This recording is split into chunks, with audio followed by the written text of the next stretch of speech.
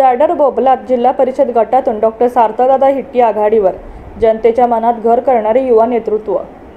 जत तालुक्यातील राजकारणात सध्या एक नाव सर्वत्र चर्चेत आहे, डॉक्टर सार्थकदादा हिट्टी। आगामी जिल्हा परिषद, पंचायत समिती, नगरपालिका निवडणुकांचे बिगुल वाजले असून सर्वच पक्ष जय्यत तयारीला लागले आहेत।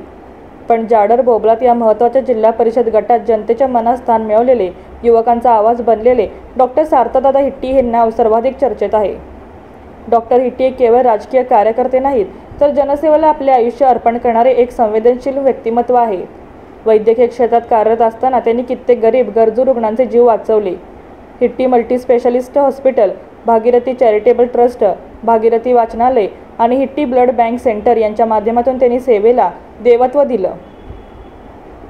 त्यांच्या समाजसेवेचा पाया म्हणजे माणसांप्रती प्रेम आणि जबाबदारीची जाणीव।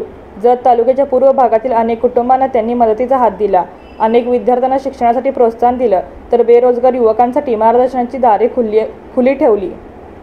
डॉक्टर सार्थकदादा हिट्टी यूथ फाउंडेशनच्या माध्यमातून त्यांनी हजारो युवकांना एकत्र आणून समाजकारणात सकारात्मक ऊर्जा ओतली आहे। त्यांच्या या कार्यामुळे ते आज जत तालुक्याच्या युवा शक्तीचे प्रतीक बनले आहेत। डॉक्टर हिट्टी यांचे मार्गदर्शन आमदार गोपीचंद पडळकर तसेच ज्येष्ठ नेते डॉक्टर रवींद्र आरळी यांच्यासारख्या मार्गदर्शक व्यक्तींनी केले आहे। या दोन्ही नेत्यांच्या मार्गदर्शनाखाली वाढलेले तरुण नेतृत्व आज भाजपाच्या विश्वासाचे प्रतीक बनले आहे। त्यांच्या साध्या राहणीमानात पण उच्च विचारात लोकांना आशेचा किरण दिसतो। जाडर बोबलात गटातील प्रत्येक गावात त्यांचे नाव प्रेमाने उच्चारले जाते। वृद्धांना आपला मुलगा, तर तरुणांना आपला भाऊ आणि लहानग्यांना आपला दादा म्हणून ते जवळचे वाटतात।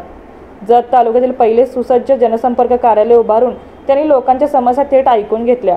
कोणतीही अडचण आली की दादांना सांगायचं, उपाय नक्की होतो, अशी श्रद्धा आता जनतेच्या मनात पक्की बसली आहे। आज जाडर बोबलात जिल्हा परिषद गटात डॉक्टर सार्थकदादा हिट्टी हे केवळ एक उमेदवार नसून जनतेच्या विश्वासाचे प्रतीक, समाजसेवेचे प्रतीक आणि जत तालुक्याच्या भविष्याचा चेहरा म्हणून उभे राहिले आहेत।